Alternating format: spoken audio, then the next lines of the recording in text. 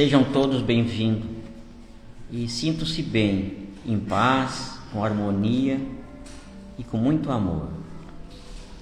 Para refletir, uma leitura pelo espírito de Sheila e uma psicografia de Clayton Levy. Superando a mágoa.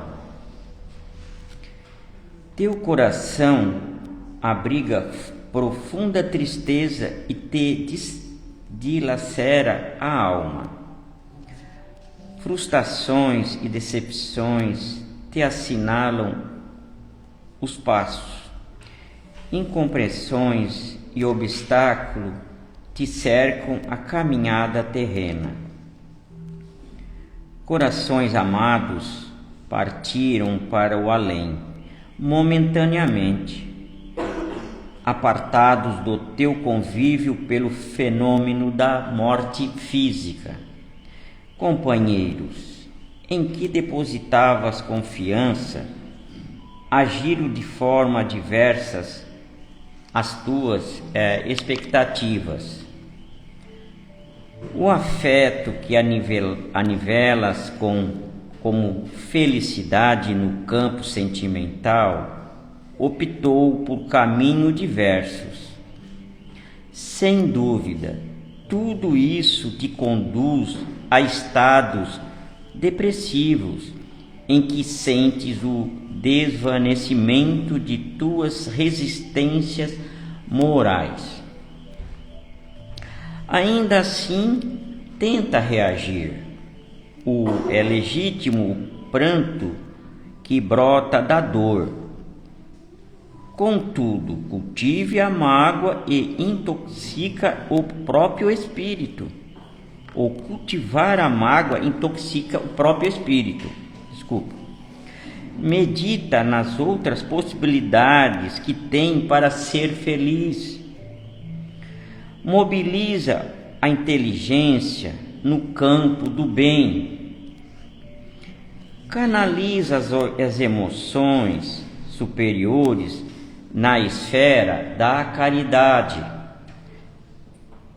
Ao teu lado, sem que percebas, segue almas mais sofredoras, na expectativa de um simples gesto de solidariedade.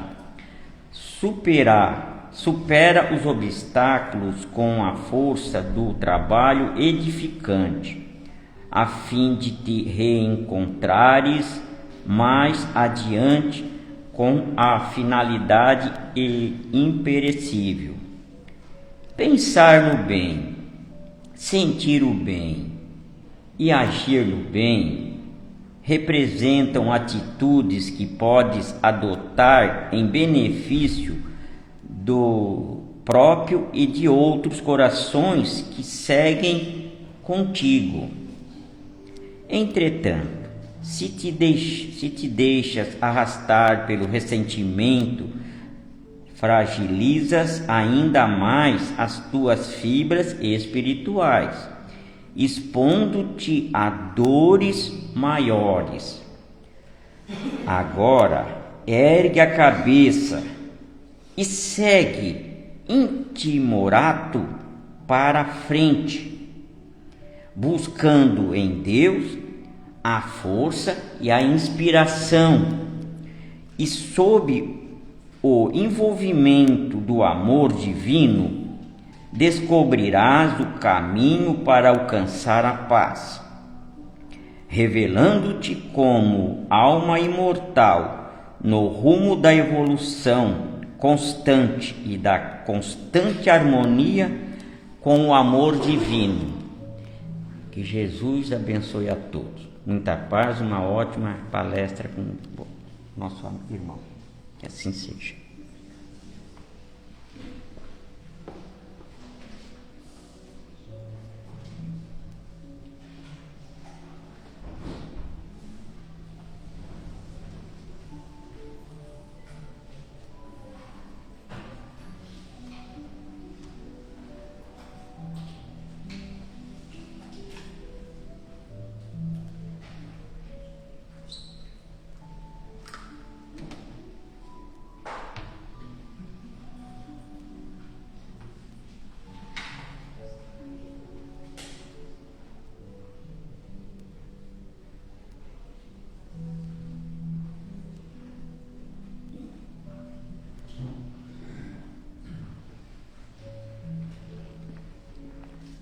Boa noite a todos. Faremos a prece inicial antes da palestra. Que possamos fechar nossos olhos, acalmemos nosso pensamento, a nossa alma, agradecendo ao Mestre Jesus por todas as bênçãos concedidas em nossa vida, pela oportunidade da reencarnação, por estarmos aqui neste ambiente de luz, de ajuda a tantas almas que sofrem. Pedimos que a espiritualidade maior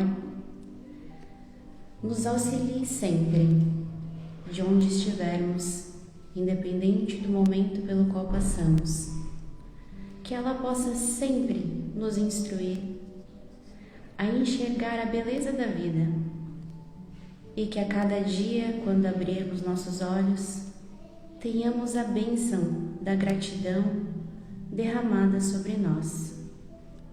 Sintamos toda a paz que irradia nesse ambiente, esta noite, da exposição que ouviremos, com os nossos pensamentos unidos a Deus e a Jesus. Que assim seja. E conosco hoje temos o trabalhador da casa, Laércio. Que tenhas uma ótima exposição.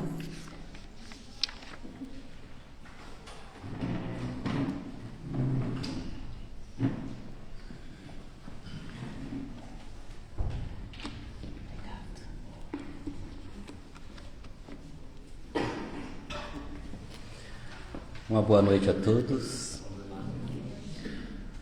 saudações fraternas, mais esse encontro que nos é concedido de aqui participarmos na noite de hoje.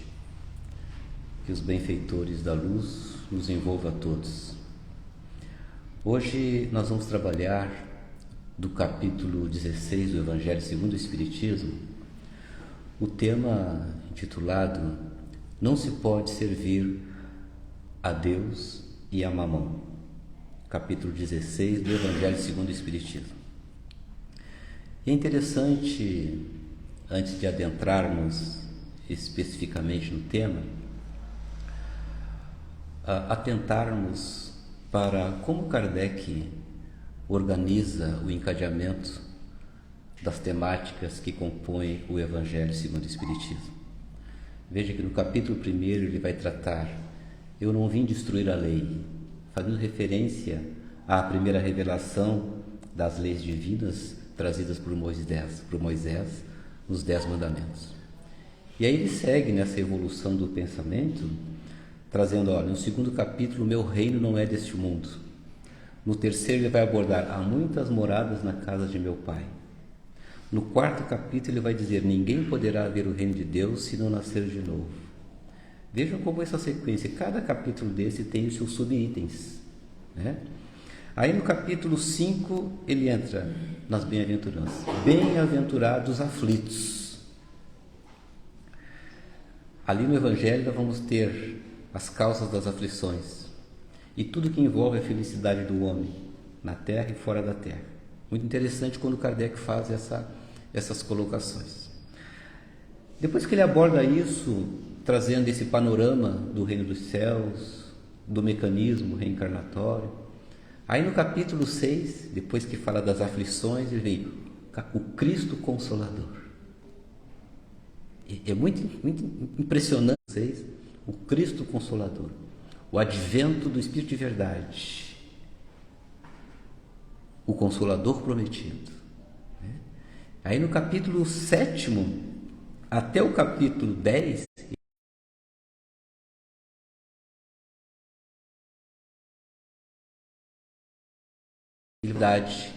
não há salvação.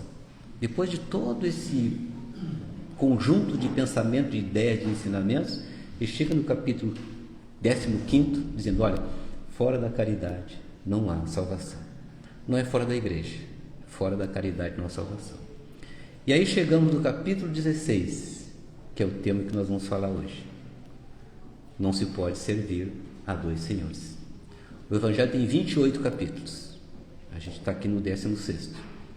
Até o final das nossas reencarnações, a gente vai trabalhar até o 28º capítulo. O último capítulo do Evangelho, capítulo 28, tem uma coletânea de preces. Essa coletânea de preces nos auxilia a realizar, a efetuar a prece, né? Para as diversas situações da vida. Então lá tem uma indicação, né? Tem uma prece formulada, né? Prece para quem está sofrendo, prece para quem está desencarnando, prece para quem está encarnando, prece para quem está precisando de um auxílio X, Y. É escolher, e a gente pode exercitar. Coletânea de prece no último capítulo do Evangelho segundo o Espiritismo. Então vamos lá. Não se pode servir a Deus e a Mamon. A palavra Mamon vem do aramaico mamona, que significa dizer riqueza, dinheiro, bens materiais. É importante que a gente se situe no significado dessa palavra. E este capítulo é um capítulo que analisa questões fundamentais referente à riqueza, do emprego da riqueza, da utilidade da riqueza, da prova da riqueza, das desigualdades, do apego aos bens materiais. Proclama aí a importância da prática da caridade e revela, juntamente, do desapego, do desprendimento das coisas materiais. Tudo isso encerra este capítulo importante na nossa caminhada.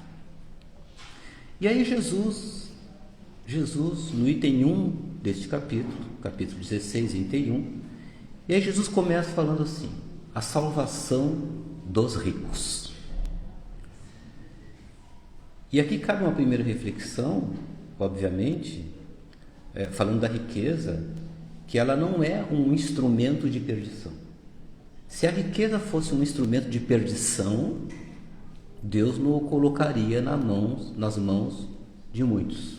Então, não é nesse sentido. A gente precisa extrair dali aquilo que é importante no sentido espiritual, que toda a obra do Mestre tem, né, como figura importante, que é o sentido espiritual de todos os ensinamentos que ele nos traz. Salvação dos ricos. Então, no item 1 e 2, ele vai dizer: ninguém pode servir a dois senhores. Ou amará a um e odiará o outro, ou se apegará a um e desprezará o outro. Enfatiza para os apóstolos: ninguém serve a dois senhores simultaneamente. Então tem uma narrativa. Aproximou-se do mestre um jovem mancebo. Não se sabe a identidade desse jovem, mas se sabe que ele era um jovem de muitos haveres, um homem rico. Nessa passagem vai aparecer muito o homem rico, tá? Justamente o que fala da riqueza.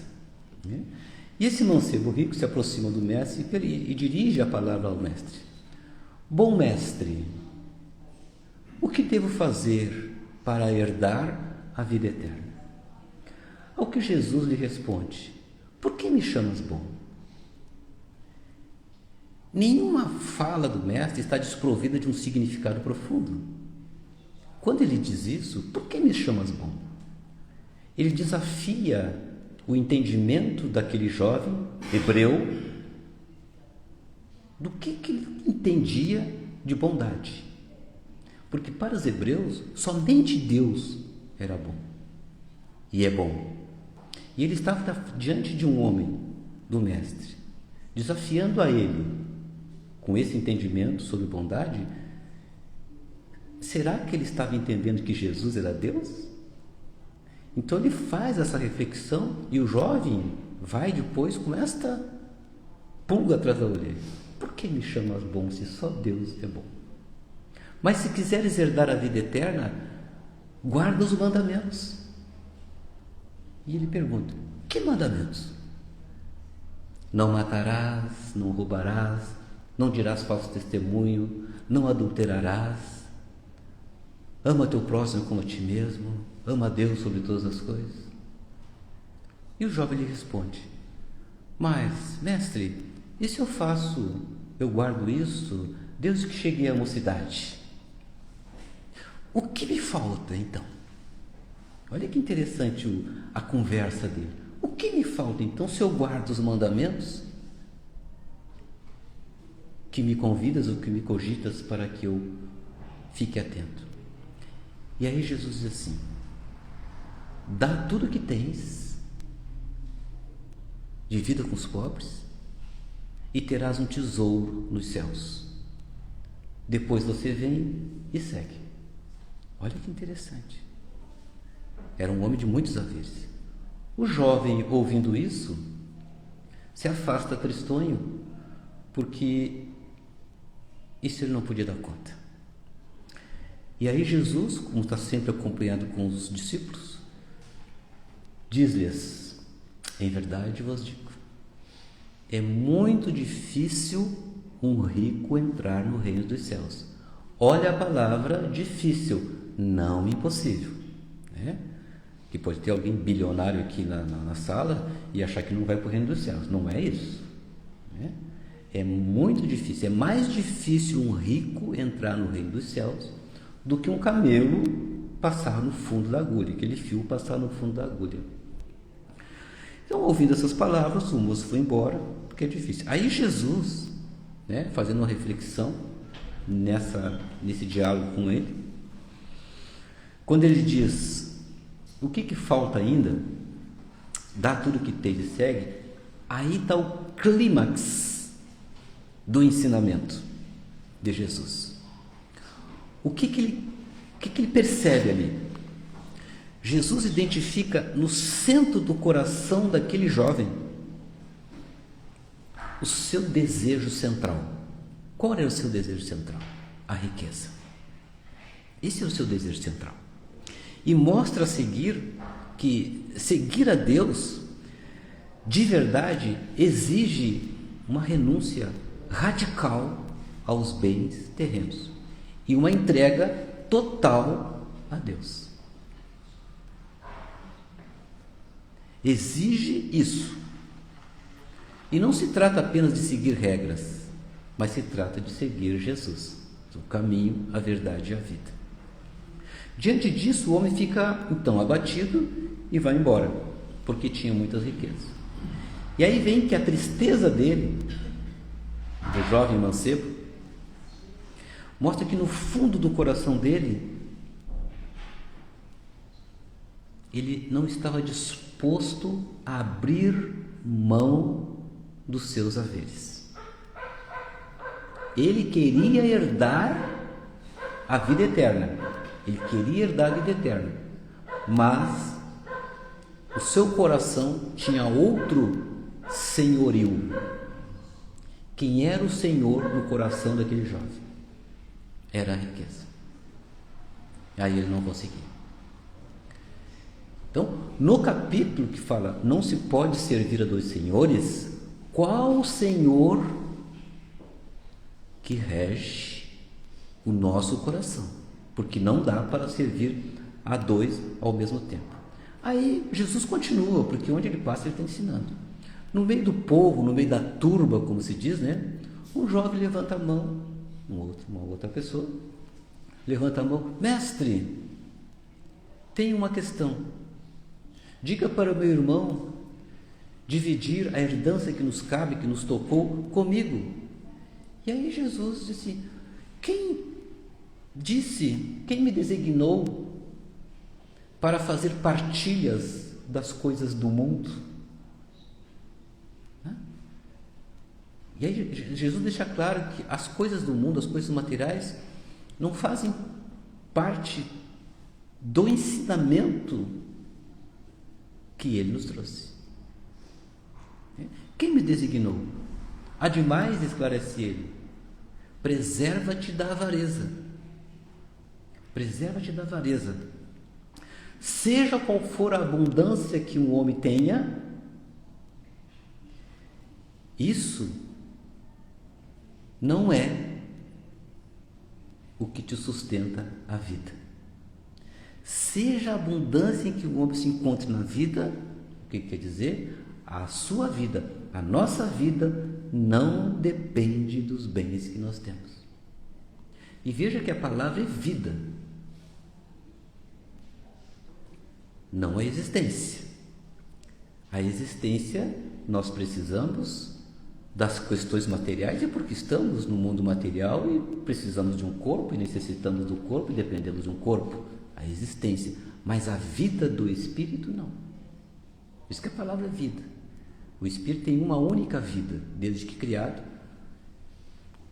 eternamente. Na de existência em existência, a vida do Espírito vai se purificando, vai se iluminando e vai se candidatando à vida eterna. E aí Jesus, contou uma parábola. Aí ele desenha. Jesus faz muitos desenhos. A parábola que Jesus faz, ele desenha para nós uma situação, para que a gente consiga associar a vida no contexto da época, no contexto de hoje, o ensinamento que se tem dali. Havia um homem muito rico, mais um. A parábola é cheia de homem rico. Um homem muito rico, que tinha produzido muito, extraordinariamente nas suas terras. E que esse homem rico se entretinha em pensar no seu plantio e na sua imensa colheita. Mas os celeiros que ele tinha já construídos eram celeiros pequenos, que não ia comportar toda a sua colheita. E ele pensando consigo mesmo, o que farei? Já sei o que vou fazer. Vou demolir esses celeiros, vou construir outros maiores e guardar toda a minha colheita. Feito isso, ele diz de si para consigo mesmo: agora, alma minha, agora tens por longos anos, goza, desfruta, come, bebe, dorme, fica na rede. E assim esse homem pensava e agia. E Deus, naquele momento, diz-lhe assim: que homem insensato. E se ele pensou ali durante a manhã até o meio-dia e organizou tudo isso? Que homem insensato. Esta noite mesmo roubar-te-ão a alma. De que adianta armazenar toda a sua fortuna? De que servirá tudo isso? Esta é a abordagem. E aí, o que acontece, está lá registrado no Lucas, o que acontece para aquele que acumula bens para si e não é rico diante de Deus? Porque a qualquer momento nós podemos ser forçados a deixar tudo que temos. Por isso que ele vai dizer em momento: não importa a abundância que você tem ou a escassez de você, sua vida não depende de... Eu lembro de Francisco de Assis, quando ele estava numa situação difícil de ter coisas para sobreviver, inclusive, e que ele bateu numa casa junto com seus seguidores e batia à noite e não tinha, ninguém os recebia. Aí chegou numa última casa lá no fim do sertão. É a última chance que nós temos. E bateu e a pessoa não os acolheu. E Francisco de Assis segue feliz da vida. Feliz da vida. E aí os seguidores dizem: como assim, Francisco? A gente está precisando de tudo e você está feliz da vida? Sim, estou feliz da vida. Por quê, Francisco? Porque agora nós estamos 100% nas mãos de Deus. Olha o tamanho da fé. Tamanho da fé. Porque Deus nunca nos desampara. Nunca nos desampara. E nunca estamos sós. E Jesus segue na sua lida de ensinamentos acerca deste tema. E ele está seguindo, adentrando em Jericó. Lá em Jericó tem um homem, um publicano, chamado Zaqueu, chefe dos publicanos. Um homem, por sua vez, muito rico, que é cobrador de impostos para o Império Romano, né? E ele tinha sede de conhecer Jesus, de tanto que houvera falado do Mestre. E Jesus estava passando por ali. E Zaqueu era uma pessoa de estatura baixa, e ele corre à frente daquele povo e sobe numa árvore, num sicômoro, como está escrito no Evangelho, para ver Jesus. Ao passar por ali, Jesus observa Zaqueu em cima da árvore, o publicano, o rico, aquele que era dito com homens de má vida. Jesus ergue os olhos para Zaqueu e diz: Zaqueu, dá depressa em descer, pois que hoje quero que hospede-me em sua casa. Ouvindo isso, os discípulos e aqueles que seguiam o mestre disseram: como assim? O nosso mestre, o teu mestre, se hospedar na casa de um homem de má vida? Os publicanos, cobradores de impostos,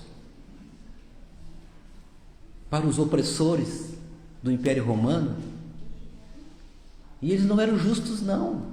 Deus de lá já tem esse negócio. Eles cobravam além do que era justo. Deus de lá já desembolsava um pouco para eles. Então eles eram tidos como injustos, como aquelas pessoas que tinham dinheiro sujo, né? Esses eram os publicanos. Como que Jesus vai se hospedar numa casa dessa? Aí Zaqueu, diante do mestre, diz-lhe o seguinte: Senhor, se eu lesei alguém, eu quero dar 4 tantos mais das riquezas que eu tenho. E ele foi fazendo esse discurso, né? E aí Jesus diz assim: este homem, nesta casa, hoje entrou a salvação. E ele olha para os discípulos e diz assim: porque este também é filho de Abraão, filho de Deus. E eu vim para aqueles que estavam perdidos. Este também merece a salvação. Veja, é um homem rico.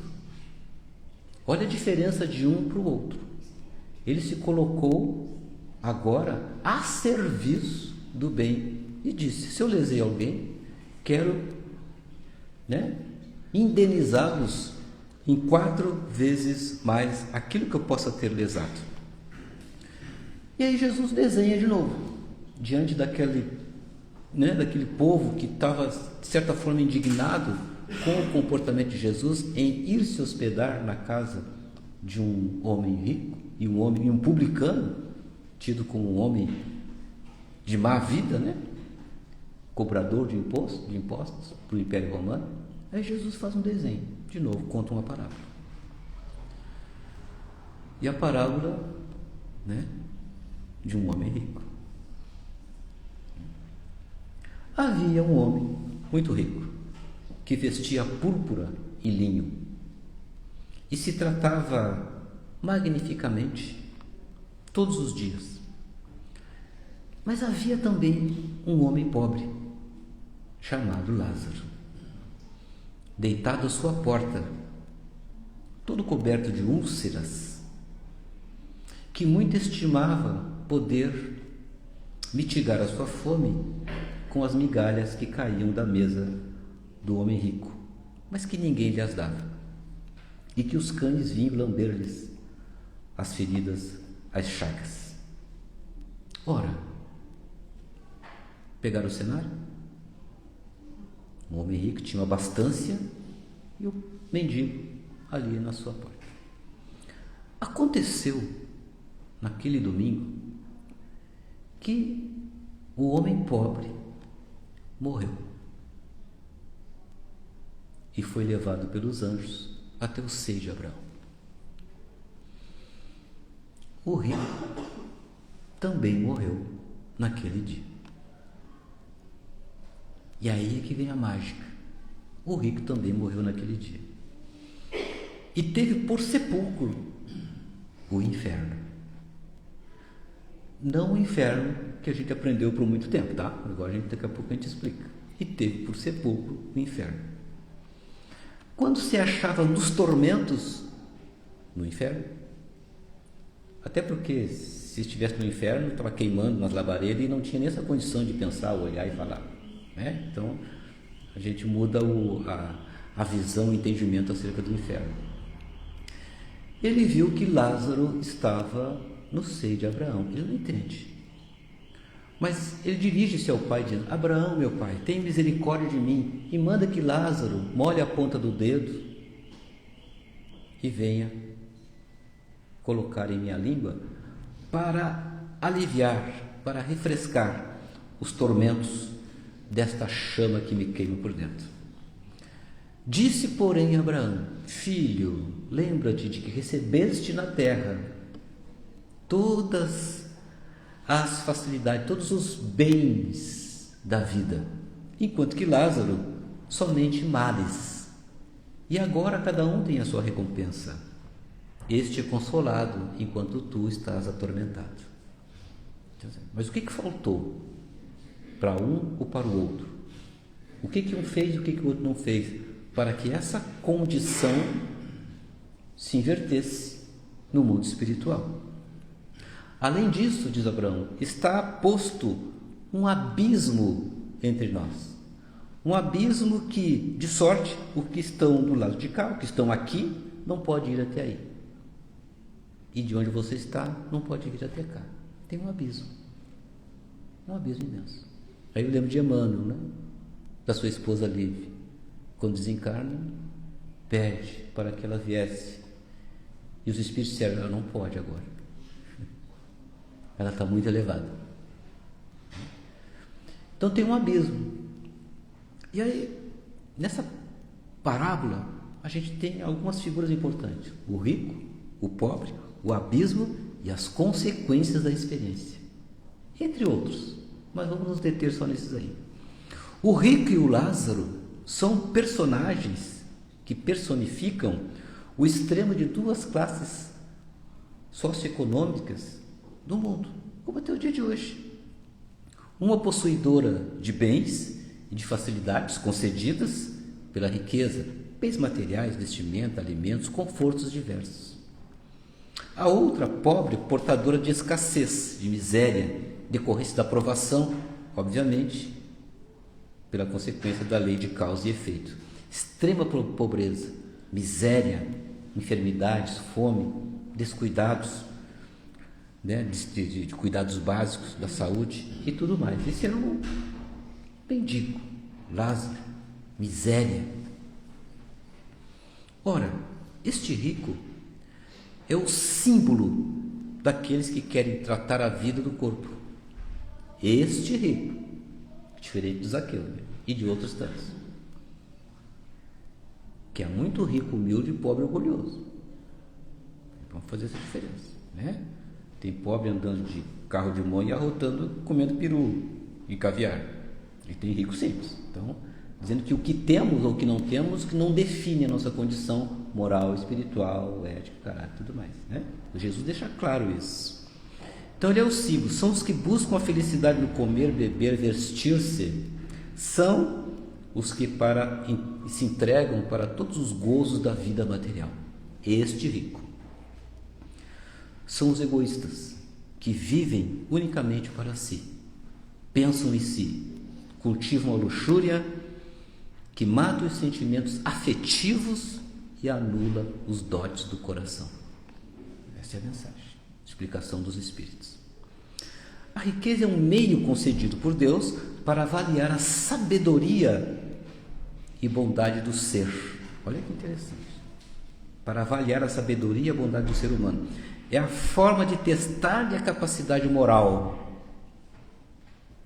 Sendo moral aquele comportamento que procede bem, quem age de acordo com as leis divinas, e as leis divinas estão escritas em nossa consciência e por aí vai. E fazer o uso através do seu livre-arbítrio para distinguir no uso dos seus bens o que é o bem e o que é o mal. Testar-lhe a capacidade moral, fazer o uso do seu livre-arbítrio e distinguir o bem do mal. Essa é a visão, né? Os Lázaros da parábola simbolizam os que, a despeito da dificuldade ou da difícil situação em que vivem, sofrem com resignação. O mendigo, este, sofre com resignação, por compreenderem que as coisas materiais são passageiras. Os mendigos têm paciência, são espíritos que confiam em Deus e alimentados por uma esperança. Olha que interessante, né? Alimentados por uma esperança. A sua bondade e misericórdia, ainda que submetidos a dolorosas provações, determinadas pela lei de causa e de efeito, não se revoltam e mantêm-se pacientes na vida, alimentados pela esperança. Os mendigos, miséria que a gente vê, né? Que muitas vezes bate a nossa casa e pede um pão, pede uma comida e não esbraveja, não, se tem, se não tem, muito obrigado, vamos embora, bate no outro e assim continua. Quando na parábola se verifica que o rico se banqueteava, ria e folgava, Lázaro gemia e chorava resignadamente. Aí vem a morte e arrebata os dois naquele dia, quase no mesmo horário, porque a morte é inexorável, é inevitável. Por isso que Jesus enfatiza: sua vida não depende dos seus bens, seja qual for o bem que você tem, né? E aí a morte arrebata os dois, o corpo para o túmulo dos dois, ou para a cremação. É o nosso destino corporal, para o túmulo ou para a cremação. A alma para o juízo. Vou repetir, para gravar. A morte arrebata os dois, como vai arrebatar nós em algum dia. Nosso corpo para o túmulo, a alma para o juízo. Juízo final? Não. É a mesma questão do céu e inferno. Juízo final? Não. Mas um juízo temporário. Daí se viu que cada um traz consigo o seu próprio juiz nessa consciência. Cada um de nós trazemos nosso juiz na nossa consciência. Nossa consciência é o guardião das nossas ações no mundo. E ela é implacável. Se você acerta, ela diz parabéns, parabéns, parabéns. Se você erra, ela diz você errou, você errou, você errou. Esse é o nosso juiz, que o Espírito tem na sua consciência para refletir sobre si mesmo, não sobre os outros. Se engana aquele que reflete sobre os outros, que refletir sobre si. Não disse Jesus a cada um segundo as suas obras? Qual a sua obra? Falar dos outros? É olhar para os outros? Julgar os outros? É olhar o que os outros fazem? É ver a trave no olho do outro e não enxerga o cisco no céu? Esse mecanismo todo que Jesus nos leva a mergulhar na sua própria intimidade, descobrir-se quanto de potencialidades divinas cada um de nós tem dentro de si. Então a situação de Lázaro no plano espiritual é de alguém vitorioso que venceu na prova da pobreza, porque ele desenvolveu com isso, nessa condição, dessa experiência reencarnatória, desenvolveu paciência, humildade e fé. Paciência, humildade e fé. Esta é a razão da felicidade de Lázaro ao retornar para o plano espiritual. Toda a mensagem de Jesus visa o mundo espiritual, a vida do espírito, a vida além dessa vida, da imortalidade da alma. Estamos aqui de passagem, ele mesmo diz: ninguém vai ao Pai senão por mim, cada um segundo as suas obras. Então o Evangelho é recheado disso, e separa as coisas do mundo das coisas que são eternas. Coisas do mundo são passageiras, transitórias, efêmeras.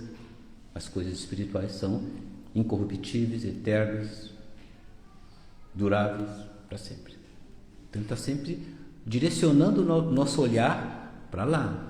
Olha para os céus, olha para os céus. Com os pés na terra, porque precisa experiência para que a gente desenvolva as nossas asas de conhecimento e moralidade na interação com os outros, no meio da coletividade, mas a construção é de caráter individual no meio da coletividade. Então nós precisamos do outro, né? E esse é o princípio da solidariedade, o mecanismo da ação de um programa divino, fazendo com que nós forçosamente precisamos interagir e trocar essas experiências e ir lapidando a nossa condição espiritual, né? Já o rico, por sua vez, falhou na prova. Por que ele falhou na prova? Uma vez que a riqueza obliterou os seus sentimentos de amar ao próximo. Isso que aconteceu com aquele rico, né? E desenvolveu então nessa experiência o egoísmo e acirrou-lhe o orgulho. Olha só. Enquanto um desenvolveu a paciência, a humildade e fé, esse desenvolveu o egoísmo que acirrou-lhe o orgulho. Daí que o que acontece efetivamente, né, nessa situação é o abismo que Abraão fala, o abismo entre aqui e ali. O que vem a ser esse abismo na parábola? Indica a distância evolutiva de um espírito e outro. A distância evolutiva que se evidenciou, se efetivou com base na experiência que cada um teve. Um desenvolveu humildade, outro desenvolveu orgulho e egoísmo. Aí cria um abismo. De sorte que Lázaro, na condição que estava, espiritualmente falando, na sua hierarquia, não pode retroceder à posição que ele se encontrava anteriormente. Assim como o homem rico não tinha qualidades desenvolvidas ainda para ascender até onde estava Lázaro. Por isso o abismo. Por isso o abismo. O que é preciso para que esse abismo seja transposto? Reencarnar de novo. Para novas experiências. Para desenvolver a fé, a paciência, a humildade, todas as virtudes necessárias. Tem que reencarnar de novo? Tem que reencarnar de novo. Aí você vem, nasce, vida de relação, morre, juízo. Precisa reencarnar? Desenvolveu todas as virtudes? Não. Nasce, vida de relação, desencarna. Pergunta: desenvolveu todas as virtudes? Ainda não. Nascer de novo. Esse é o ciclo reencarnatório. Cada experiência reencarnatória a gente avança um pouquinho. Vai chegar um ponto que a gente não precisa mais reencarnar na Terra, porque a Terra não tem mais o que me oferecer para eu evoluir. Vou reencarnar no outro plano mais evoluído. E assim sucessivamente, até chegar à vida eterna, onde não se precisa reencarnar mais, porque já chegamos na condição de espíritos puros, de primeira classe, né? Onde não precisamos mais. Já desenvolvemos o amor em plenitude e o conhecimento de todas as coisas acerca das leis divinas. Por esses motivos, Abraão esclarece que os que estão aqui não podem ir para lá, e os que estão de lá não podem ir para cá, porque tem esse abismo. Então, a que se deveu isso? A alma após a morte, que Jesus vai dizer: não se pode servir a dois senhores. Não dá. Se desse, a gente olha assim: bem que Deus podia botar uma graninha a mais na minha conta, mas aí eu vou ser mais generoso. Não dá. A gente vai acabar desprezando um e amando o outro. E o mundo é uma tentação. Sutilmente a armadilha está solta, e a gente já bota um pé hoje, bota um pé amanhã, quando vê está na tentação, na porta larga onde anda toda a gente. Aí no item 10 desse capítulo, né, tem lá: instruções dos espíritos, a verdadeira propriedade. Não tem nada de material. Quando Kardec pergunta: tem alguma coisa de material depois da morte na alma? Nada, absolutamente nada. Interessante que a gente já começa a perder as coisas que o próprio corpo na vida, iluminar, a brilhar. Por exemplo, quando você perde o cabelo e fica careca, você começa a iluminar, né? Isso é um indicativo que você está evoluindo, né? Então a gente vai perdendo a condição fisiológica, porque é da lei, né? Tudo que é matéria tem o seu processo de transformação, só se paga com as qualidades morais. Isso que nós precisamos internalizar, aprender, exercitar. Não dá para servir a dois senhores, a Deus ou a Mamão. Tá bom? Muito obrigado. Que Deus nos abençoe, nos proteja, nos ajude a conquistarmos as qualidades morais que nos aproximam de Deus. Que assim seja.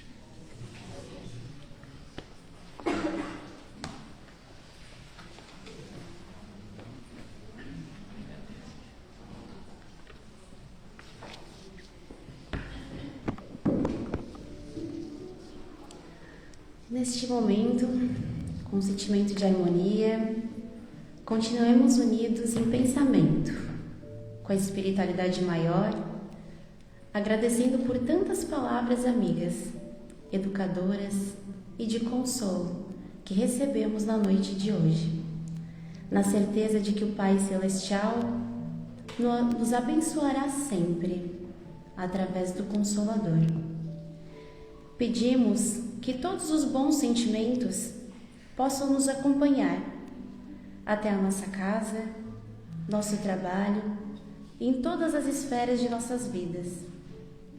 Que possamos fazer a cada dia o melhor que nos cabe, nos espelhando sempre no nosso guia, modelo e mestre, Jesus. Que assim seja.